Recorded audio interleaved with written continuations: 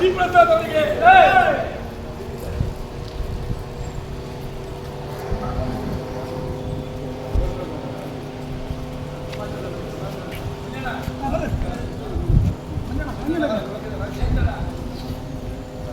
ಮಂಜಣ್ಣ ಮಂಜಣ್ಣ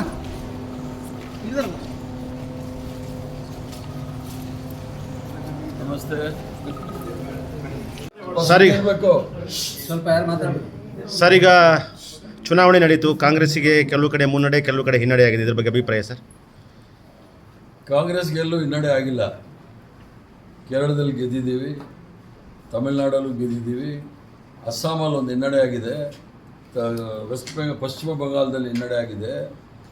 ಪಶ್ಚಿಮ ಬಂಗಾಳದಲ್ಲಿ ನಾವು 3ನೇ ಸ್ಥಾನದಲ್ಲೂ ಇಲ್ಲ. ಯಾಕೆಂತ ಹೇಳಿದ್ರೆ ಅಲ್ಲಿ ಹೋದ್ಸಲಿ ನಾವು 0 ಇದ್ವಿ, ಈಗ 2 ಬಂದಿದೆ.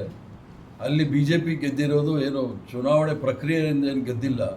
93 ಲಕ್ಷ ಮತದಾರರ ಪಟ್ಟಿಯಿಂದ ಮತದಾರನ ಕೈಬಿಟ್ಟಿದ್ದಾರೆ SIR ಮೂಲಕ. ಅದ್ರ ಜೊತೆಗೆ 27 ಲಕ್ಷ ಜನ ಮತದಾರರಿಗೆ 5 ವರ್ಷ ಬಿಟ್ಟು ವೋಟ್ ಮಾಡಿ, ಈ ವರ್ಷ ನೀವು ಮಾಡಬೇಡಿ ಅಂತೇಳಿ ಮತ ಹಾಕ್ಲಿಕ್ಕೂ ಬಿಟ್ಟಿಲ್ಲ.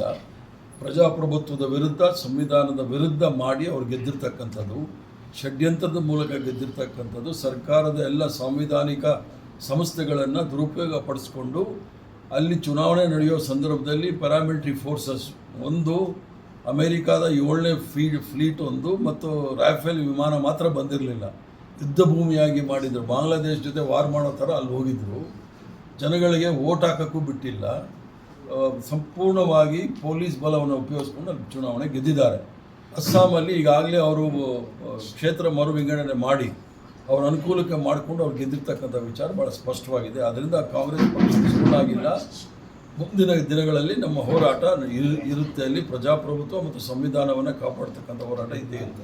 ಸರ್, SIR ಷಡ್ಯಂತ್ರ ಈಗಾಗಲೇ ಬಿಹಾರದಲ್ಲಾಯಿತು, ವೆಸ್ಟ್ ಬೆಂಗಾಲಲ್ಲಾಯಿತು. ಇದನ್ನು ತಿಳಿದಂಥ ಕರ್ನಾಟಕದಲ್ಲೂ SIR ನಡೀತಾ ಇದೆ. ಆದರೆ ಕರ್ನಾಟಕ ಸರ್ಕಾರ ಅಷ್ಟು ಅದರ ಬಗ್ಗೆ ಅಸಡ್ಡೆ ತೋರಿಸಿದೆ ಅಂತ ಒಂದು ಭಾವನೆ ಇದೆ. ಹಲವಾರು ಸಭೆಗಳನ್ನ ನಡೆಸಿದ್ದೀವಿ. ಆ SIRನ ಯಾವ ರೀತಿ ನಾವು ಅದಕ್ಕೆ ತಕ್ಕ ಉತ್ತರ ಕೊಡಬೇಕು ಅನ್ನೋದನ್ನು ಈಗಾಗಲೇ ಪ್ರದೇಶ ಕಾಂಗ್ರೆಸ್ ಕಮಿಟಿ ಅಧ್ಯಕ್ಷರು ಎಲ್ಲರೂ ಸೇರಿ ಮಾತಾಡಿದ್ದಾರೆ. ಇಲ್ಲಿ ಅಷ್ಟೊಂದು ನಡೆಯೋದಿಲ್ಲ. ಅವ್ರಿಗೆ ಸರಿಯಾದ ಬುದ್ಧಿ ನಾವು ಕಲಿಸ್ತೀವಿ. ಸರ್, ತಮಿಳುನಾಡಲ್ಲಿ ಭಾಳ ಮುಖ್ಯವಾಗಿ ಜನಜಿ ಮತದಾರರು TVKಗೆ ಬೆಂಬಲ ಕೊಟ್ಟರು. ರಾಹುಲ್ ಗಾಂಧಿಯವರು TVK ಜೊತೆಗೆ ಹೊಂದಾಣಿಕೆ ಮಾಡ್ಕೊಳ್ಳೋಣ ಅಂತ ಹೇಳಿದಾಗ ಕಾಂಗ್ರೆಸ್ಸಿನ ಈಗಿನ ರಾಷ್ಟ್ರೀಯ ಅಧ್ಯಕ್ಷರು ಮತ್ತು ಹಿರಿಯ ನಾಯಕರುಗಳೆಲ್ಲ ಸೇರಿಬಿಟ್ಟು DMK ಜೊತೆಗೆ ಅಲಯನ್ಸೇ ಮುಂದುವರಿಸಬೇಕು ಅನ್ನೋ ಹಠ ಹಿಡಿದ ಕಾರಣಕ್ಕಾಗಿ ಆಗಲಿಲ್ಲ. ಆದರೆ ಉತ್ತರ ಈಗ ಈ ಥರ ಇದೆ. ಇದು ಸರಿನಾ ಸರ್? ಇದು ಯಾಕೆ ಹಿಂಗಾಯಿತು? ಆಗೋಯ್ತು, ಫಲಿತಾಂಶ ಬಂತು, ನಾವು ವಿಜಯ್ ಜೊತೆ ಇದ್ದೀವಿ, ಅಲ್ಲಿಗೆ ಸಂತೋಷ, ಅಲ್ಲಿಗೆ ಮುಗಿಯಿತು. ಅಲ್ಲ, ಸ್ಟ್ರಾಟಜಿ ಇಂಪಾರ್ಟೆಂಟ್ ಅಲ್ಲ ಸರ್? ಈಗ ನೀವು 30-40 ಸೀಟ್ ಗೆಲ್ತಿದ್ದೀರಿ. ಅಲ್ಲಿ ಚುನಾವಣೆ ಆಗೋಯ್ತು, ಅದು ಹಿಂದೆ ಏನಾಗಿದೆ ಅನ್ನೋದ್ರ ಬಗ್ಗೆ ಚರ್ಚೆ ಮಾಡೋ ಪ್ರಯೋಜನ ಇಲ್ಲ. ರಾಹುಲ್ ಗಾಂಧಿ ಅವರು ವಿಜಯ್ಗೆ ಘೋಷಣೆ ಮಾಡಿದ್ದಾರೆ. ಅವರು ಮಂತ್ರಿಮಂಡಲ, ಅವರು ಮುಖ್ಯಮಂತ್ರಿಯಾಗಿ ಪದವಿ ಸ್ವೀಕಾರ ಮಾಡಿದ್ದಾರೆ, ಅಲ್ಲಿ ಮುಗೀತು. ಸರ್, ತಾವು ಮಂತ್ರಿ ಆಗೋದು? ಈಗೇನು ಕಮ್ಮಿ ಇದ್ದೀನಿ? ಅಲ್ಲಿ ಈಗೇನು ಕಮ್ಮಿ ಇಲ್ಲ, ಇನ್ನೂ ಜಾಸ್ತಿ ಆಗ್ತೀರಿ ಅಂತ. ನಾವು ಹಿಂಗೆ ಫ್ರೀಲಾನ್ಸರ್ ಆಗಿ ಚೆನ್ನಾಗಿದ್ದೀವಿ. ಧನ್ಯವಾದ ಸರ್. ಮುಖ್ಯಮಂತ್ರಿ ಬದಲಾವಣೆ ಸರ್? ಮುಖ್ಯಮಂತ್ರಿ ಬದಲಾವಣೆ ನೀವು ಹೈಕಮಾಂಡ್ ಖರ್ಗೆ ಅವ್ರನ್ನ, ಸೋನಿಯಾ ಗಾಂಧಿ ಅವ್ರನ್ನ, ರಾಹುಲ್ ಗಾಂಧಿ ಅವ್ರು ಕೇಳಿ.